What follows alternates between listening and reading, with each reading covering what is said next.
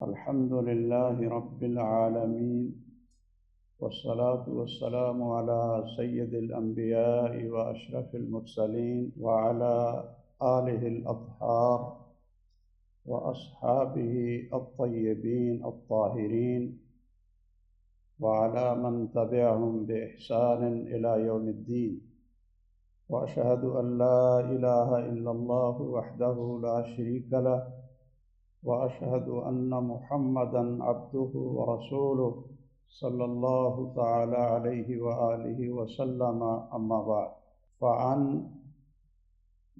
معاذ بن جبل رضي الله تعالى عنه أنه قال: سمعت رسول الله صلى الله تعالى عليه وسلم يقول: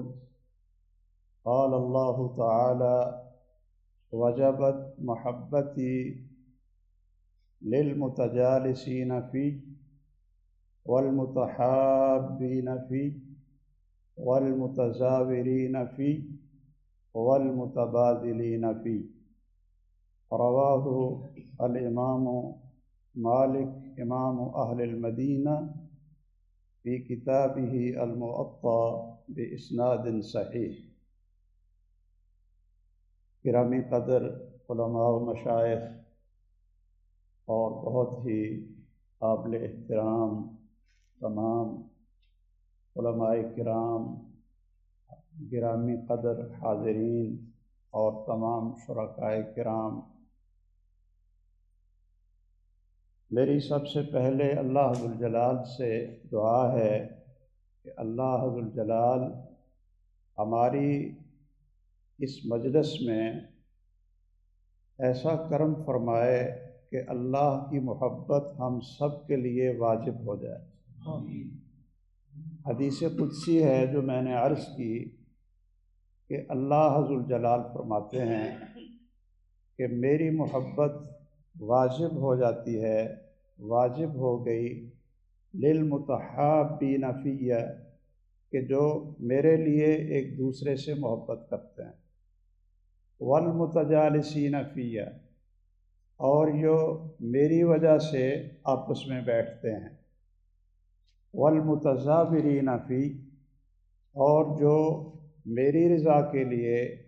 ایک دوسرے کی زیارت کرتے ہیں، والمتبادلین فیہ، اور جو میری وجہ سے ایک دوسرے کے ساتھ سخاوت اور اچھا لین دین کرتے ہیں۔ ہماری یہ مجلس حقیقت ہے کہ یہ اللہ کی رضا کے لیے ہے اور اللہ ذوالجلال کی محبت کے لیے ہے، اور تمام اہل علم وہ سب ہمارے سروں کا تاج ہیں، اور ہم آپ سب سے اللہ کے لیے محبت بھی کرتے ہیں۔ یہ زیارت بھی اللہ کے لیے ہے اور یہ بیٹھنا بھی اللہ کے لیے ہے۔ اللہ ذوالجلال ہم سب کو اپنی محبت نصیب فرمائے۔ سب کا شکریہ ادا کرتا ہوں کہ آپ تشریف لائے، اور میں آپ سب کو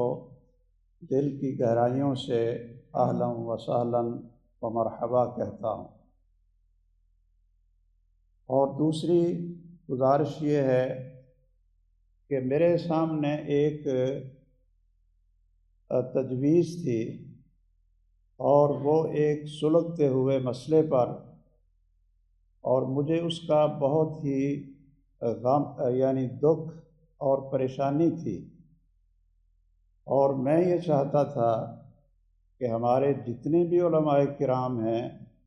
اس امت کے رہنما ہیں اور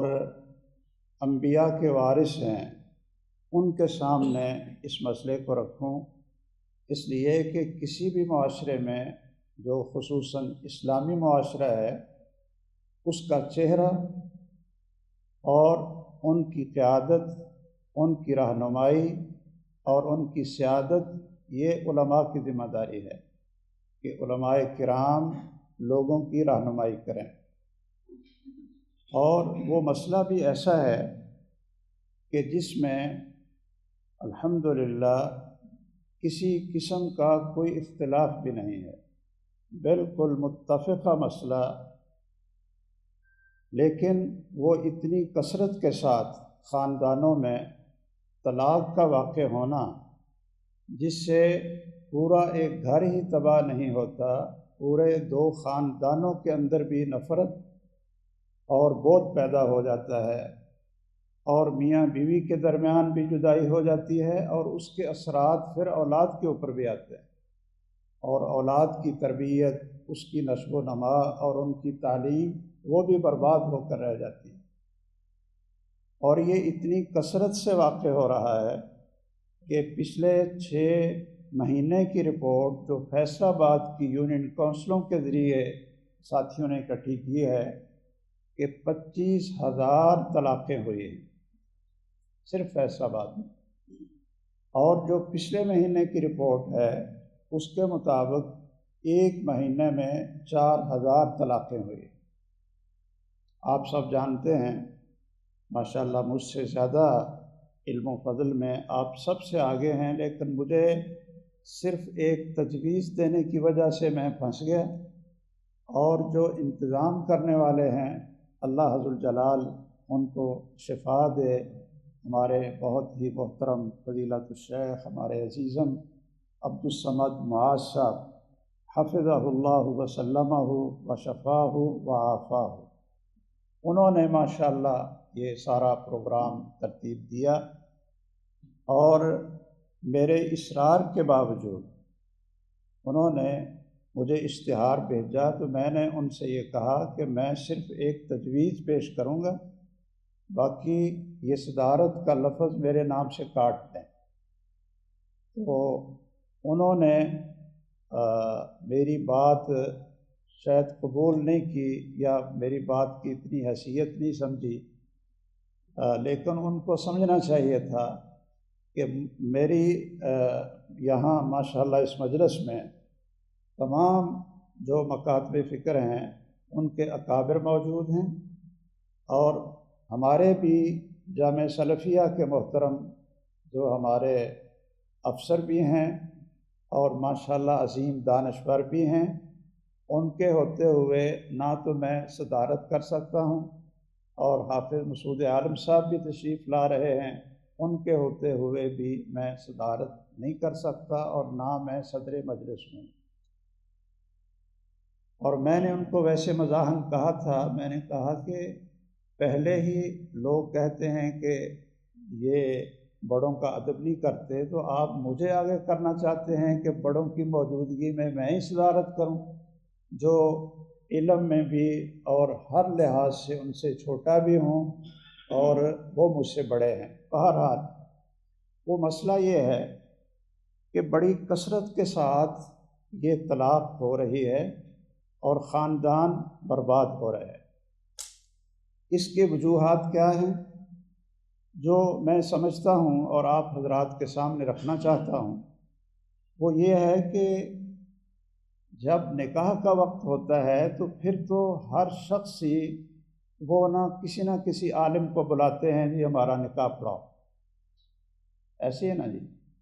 اچھا، لیکن جب کسی نے طلاق دینی ہوتی ہے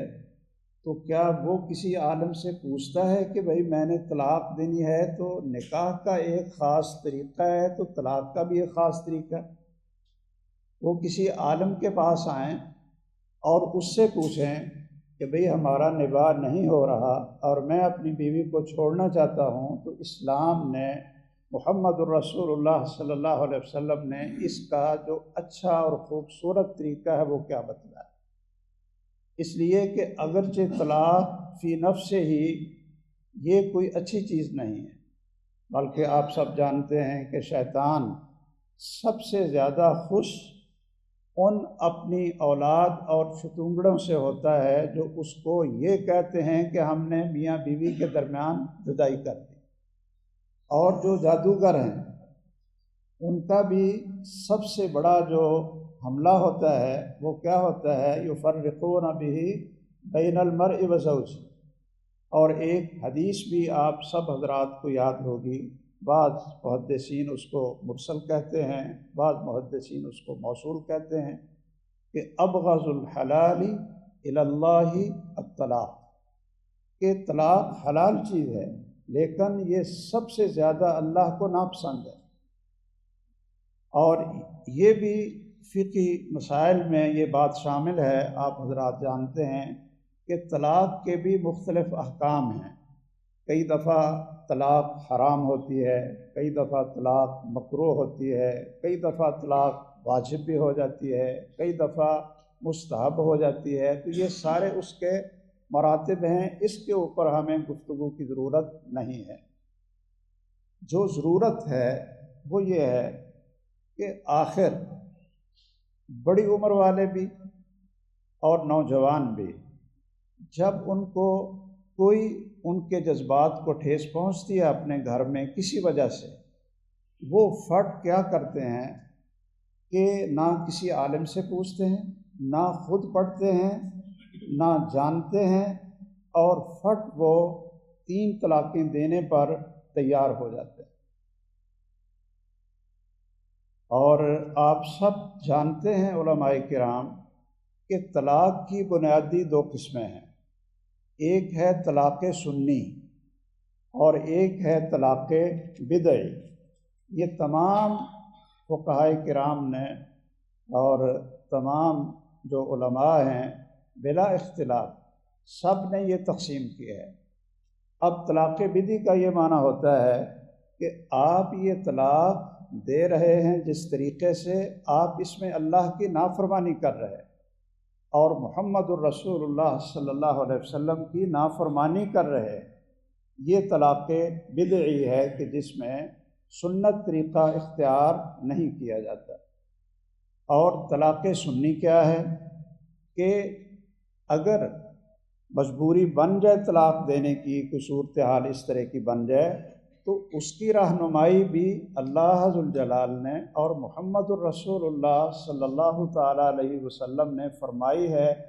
اس کو طلاق سنی کہتے ہیں۔ وہ خواہ حسن کی صورت ہو، حسن طلاق، خواہ احسن کی صورت ہو، لیکن آخر اس کا ایک طریقہ کار ہے، جس طرح نکاح کا طریقہ کار ہے کہ اس میں گواہ چاہیے، اس میں ولی کی اجازت چاہیے، اور اس میں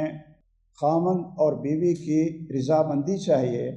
اور سنت کے مطابق علماء خطبہ پڑھتے ہیں اور پھر ایجاب و قبول کرواتے ہیں۔ یہ طریقہ ہے نکاح۔ اور طلاق کا بھی ایک طریقہ ہے، لیکن ہمارے عامت الناس کو، خواہ وہ کسی بھی مکتب فکر سے تعلق رکھتے ہیں، اس میں سمجھتا ہوں کوئی فرق نہیں ہے۔ ان کا حال کیا ہے یا جہالت کیا ہے کہ کچھ یہ بھی سمجھتے ہیں کہ جی اگر خاتون حاملہ ہو تو اس کو طلاق دیں حمل کی حالت میں، تو طلاق ہی نہیں ہوتی۔ آپ کے پاس بھی اس طرح کے کئی مسائل آئے ہوں گے کہ لوگ خود بخود ہی مفتی بن جاتے ہیں کہ جی میں نے طلاق دی تھی تو میری بیوی حاملہ تھی، تو مجھے پھر کسی نے بتایا جی حمل کے ہوتے ہوئے تھے، طلاق ہی نہیں ہوتی۔ اب یہ کسی بھی مکتب فکر کا موقف نہیں۔ سب جتنے ہمارے ماشاءاللہ علماء کرام میرے دائیں اور بائیں جو فقہ حنفی کے ماہرین ہیں، وہ بھی جانتے ہیں کہ اس میں کسی کا اختلاف نہیں کہ حمل کی حالت میں بھی طلاق ہو جاتی ہے، لیکن اس کی عدت اور ہے، وہ جیسا کہ قرآن مجید کے اندر مذکور ہے۔ اسی طرح ایک بڑا بزرگ میرے پاس تشریف لائے، ان کی عمر شاید آپ اس کو یعنی ذرا لطیفہ بھی سمجھیں گے۔ میں نے پوچھا بزرگوں آپ کی عمر کتنی ہے؟ کہتے ہیں جی 75 سال۔ تو ان کے ساتھ ان کے 2 بیٹے تھے جو شادی شدہ تھے، ان کے بھی آگے بچے تھے۔ تو اب یہ بابا جی کو 75 سال میں پتہ نہیں کیا جوش آیا کہ انہوں نے ایک ہی دفعہ اپنی بیوی کو 3 طلاقیں دیں۔ تو میرے پاس تشریف لے آئے تو میں نے کہا کہ بزرگوں کیا آپ اس عمر میں کچھ کرنا چاہتے ہیں؟ تو کہتے ہیں نہیں جی نہیں، میرا کوئی ایسا ارادہ نہیں ہے۔ تو میں نے کہا پھر آپ کو کیا جوش ہے؟ کہتے ہیں جی بس ناراضگی ہوئی تھی تو میں نے 3 طلاقیں دیں۔ تو میں نے کہا بزرگوں آپ ایک طلاق دے دیتے، ایک طلاق دے دیتے۔ کہتے ہیں جی ایک طلاق نال میری جان نہیں سی چھٹنی، تو میں آخیا تین نہیں دینے۔ جب کہ آپ سب حضرات جانتے ہیں، اسی طرح نوجوان ہیں، اور یہ مسئلہ ہمارے کچہریوں کا بھی ہے کہ کوئی شخص جاتا ہے وہاں کہ میں نے اپنی بیوی کو طلاق دینی ہے،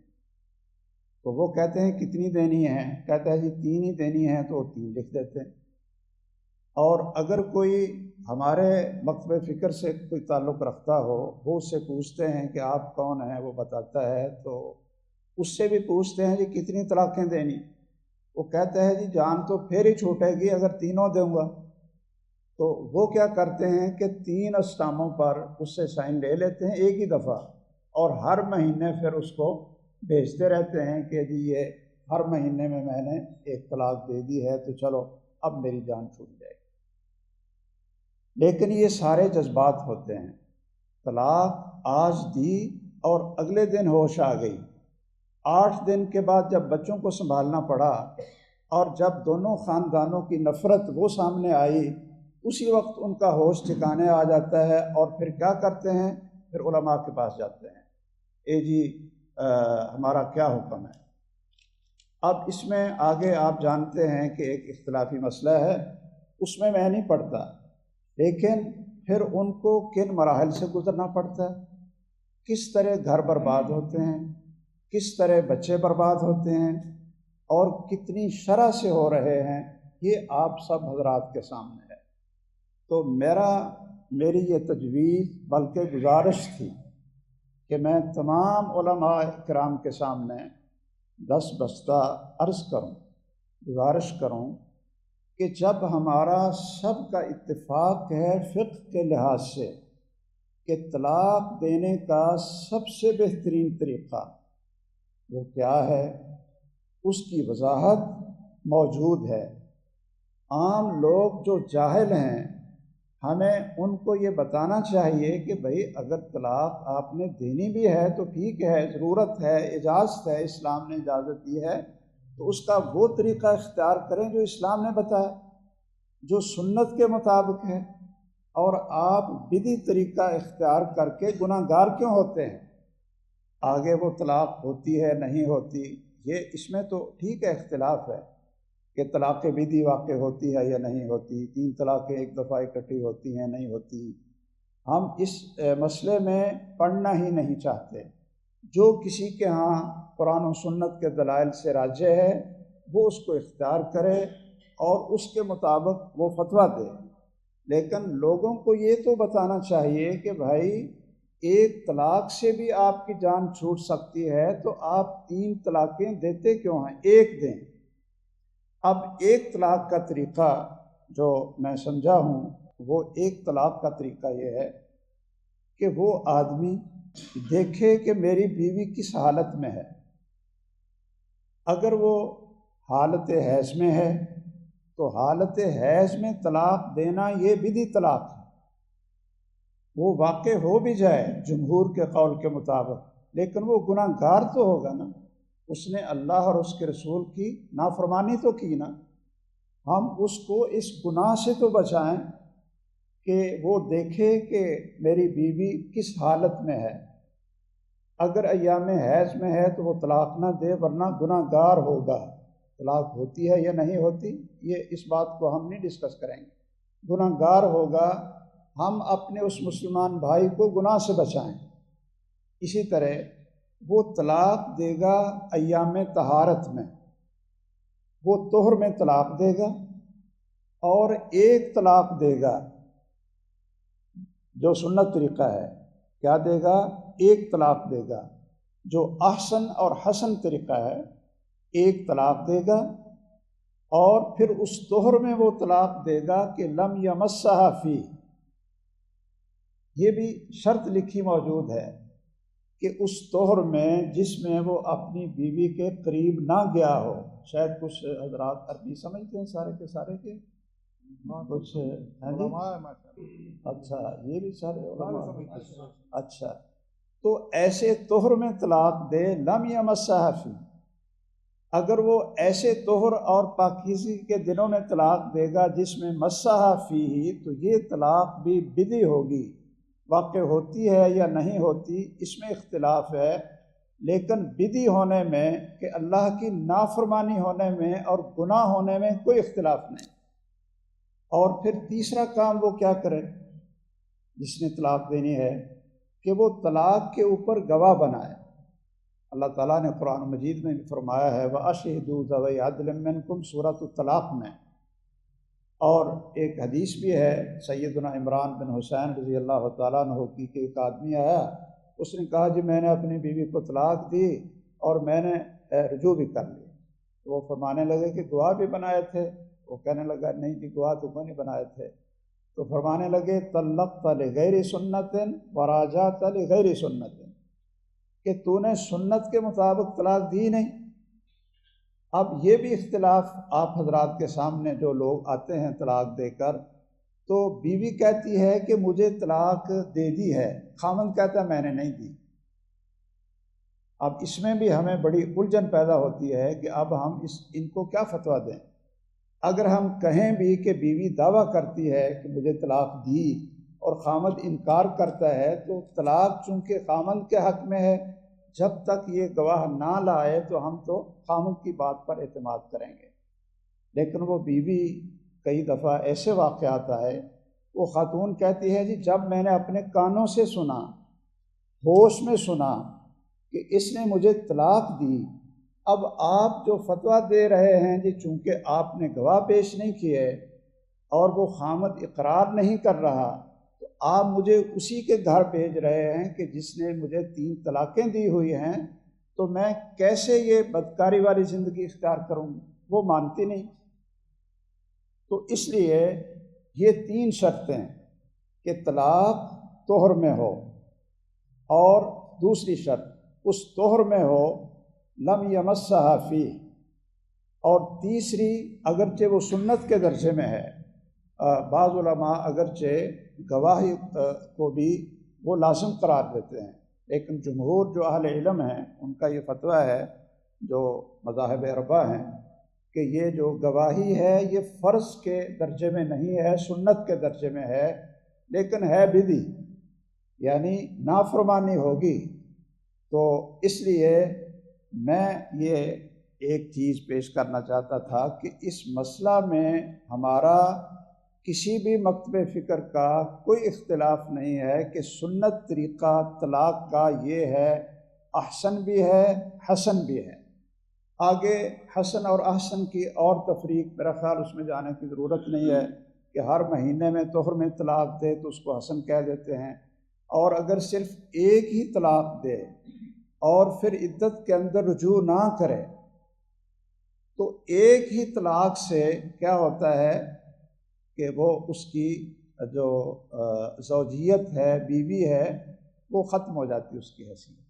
یعنی ہمارے ہاں جو یہ ذہن ہے کہ جی جب تک 3 طلاقیں نہیں دیں گے جان نہیں چھوٹے گی، ہمیں یہ بتانا چاہیے کہ بھائی آپ ایک طلاق بھی دیں نا تو جان آپ کی پھر بھی چھوٹ جائے گی، آپ رجوع نہ کریں، آپ اس سے عدت کے اندر آپ صلح نہ کریں۔ اگر آپ نہیں بسانا چاہتے تو آپ صلح نہ کریں، لیکن اس میں کیا ہوگا؟ ہمارا دین دین رحمت ہے، اس کو بھیجنے والے الرحمن الرحیم ہیں، اس کو لانے والے رحمت للعالمین ہیں۔ انہوں نے ہمیں ایسے طریقے بتائے ہیں کہ پھر بھی گنجائش رہے۔ اب ایک طلاق دے دیں ان شرطوں کے ساتھ جو میں نے عرض کی بالاتفاق، اور اس کے بعد اگر وہ نہیں بسانا چاہتا رجوع نہ کرے۔ جب عدت ختم ہو جائے گی تو ان کا بیوی اور خاوند کا تعلق بھی ختم ہو جائے گا۔ جو وہ یہ کہتا ہے نا جی میری جان نہیں چھوٹے گی جب تک میں 3 نہ دوں، یہ اس کی جہالت ہے۔ ایک طلاق سے بھی اس کی جان چھوٹ سکتی ہے، وہ اس کی بیوی نہیں رہے گی، وہ بھی آزاد ہے، یہ بھی آزاد ہے، وہ جہاں چاہے شادی کر لے۔ تو اس چیز کا ہمارے عوام الناس کو پتہ نہیں ہے، جس وجہ سے کوئی بس غصے میں آیا تو طلاقیں دے دی، اور پھر یہ سمجھ لیا کہ 3 کے بغیر میری جان نہیں چھوٹے گی اور یہ مجھے 3 ہی دینی پڑیں گی۔ خواہ ایک ایک مہینے کے بعد دے یا ایک ہی دفعہ دے،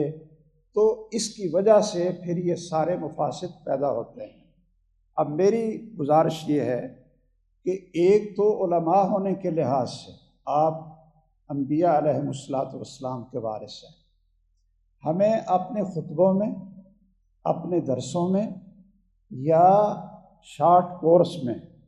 جس طرح آپ زکوٰۃ کے احکام کا ایک ہفتہ رکھ لیتے ہیں، نماز اور طہارت کے احکام کا ایک ہفتہ رکھ لیتے ہیں، بعض ہمارے دانشور اور علماء کرام اور داعی حضرات وہ 3 دن رکھ لیتے ہیں کہ اپنے گھر میں سکون اور راحت پیدا کرنے کے کیا طریقے ہیں اسلامی۔ وہ 3 دن کا کورس ہوتا ہے، 1 گھنٹے کی تقریر ہوتی ہے، اس میں پھر وہ رسول اللہ صلی اللہ علیہ وسلم کی جو رہنمائی ہے وہ پھر لوگوں کو بتاتے ہیں، اور وہ گھر واقعی سکون بن جاتا ہے اور دنیا میں جنت بن جاتا ہے۔ تو ہم لوگوں کو یہ بڑے زور کے ساتھ درسوں میں، خطبوں میں، پروگراموں میں یہ بتائیں کہ بھئی بیوی کو طلاق دینے سے صرف 3 طلاقوں سے ہی جان نہیں چھوٹتی، بلکہ ایک طلاق دیں جو سنت کے مطابق ہے اور سب کے نزدیک وہ طلاق سنی ہے اور حسن اور احسن کا درجہ ہے ایک، تو یہ ہم اس کو پورے شہر میں جتنے ہمارے مکتب فکر کے شیوخ الحدیث اور علماء کرام بیٹھے ہیں، یہ اپنے سارے خطباء کو یہ پیغام دیں کہ بھئی لوگوں سے کہو اگر ضرورت پڑے تو ایسے طلاق دیں۔ اور اسی طرح جو ہمارے دوسرے بھی احباب ہیں، اسی طرح جو ہمارے بھی کچھ احباب بیٹھے ہیں، یہ بھی پورے فیصل آباد میں ہم یہ تحریک چلائیں۔ اگر یہ تحریک ہماری انشاءاللہ کامیاب ہو جائے گی اور نہ بھی بالفرض کوئی ہماری بات سنیں، تو میرا اور آپ کا فرض تو ساقط ہو جائے گا نا کہ ہم نے تو لوگوں کی رہنمائی کر دی، گھروں کو اجڑنے سے بچانے کے لیے، بسانے کے لیے ہم نے اپنا فرض ادا کر دیا ہے۔ اور دوسری اس کے اندر یہ چیز شامل کر لی جائے کہ جو یونین کونسل ہے یا ڈی سی او صاحب ہیں، میں نے 2-3 یونین کونسل کے جو حضرات ہیں وہ میرے پیچھے جمعہ پڑھتے ہیں، تو میں نے اعلان کیا کہ بھئی جمعے کے بعد مجھے وہ حضرات جو یونین کونسل میں کام کرتے ہیں وہ مجھے مل کر دیں۔ تو میں نے جب ان سے یہ بات کی کہ کچہریوں میں اور یونین کونسل میں جب کوئی ہمارا آدمی جاتا ہے کہ میں نے طلاق دینی ہے اور وہ کہتا ہے کہ 3 طلاقیں میں نے دینی ہیں، تو وہ لوگ آگے سے سمجھائیں کہ بیٹا محترم بھائی آپ نے 3 کیوں دینی ہے؟ آپ نے 3 دے کر اکٹھی آپ نے گناہگار کیوں ہونا ہے؟ آپ 1 طلاق دیں، آپ 1 طلاق دیں اور پھر آپ کے لیے رجوع کی عدت اور مدت موجود ہے 3 قروء۔ اگر آپ نے نبھانا چاہیں تو اس میں رجوع کر لیں گے،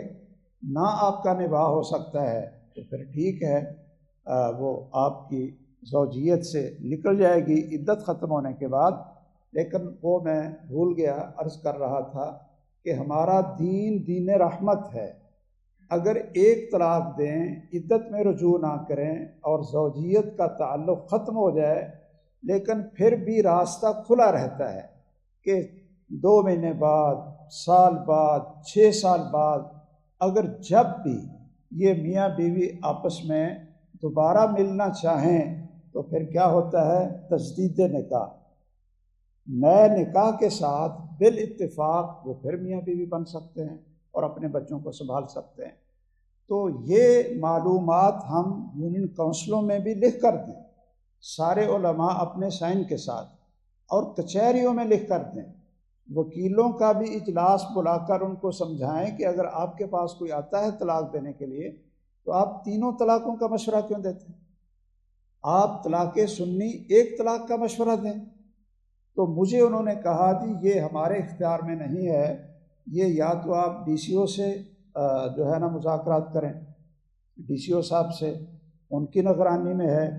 اگر سارے مکاتب فکر متفق ہیں ان کو لکھ کر دیں کہ بھئی طلاق کا یہ طریقہ ہے، یونین کونسل والے بھی اسی کو استعمال کریں اور کچہریوں والے بھی اسی کو استعمال کریں تو یہ ایک قانونی راستہ بھی بن جائے گا اور اس میں حکومت بھی ہمارے ساتھ شامل ہو جائے گی اس فتنے کو کم کرنے کے لیے۔ میں ختم تو نہیں کہتا اس لیے کہ طلاق ایک اگر کوئی عذر ہو شرعاً تو وہ طلاق دے سکتا ہے،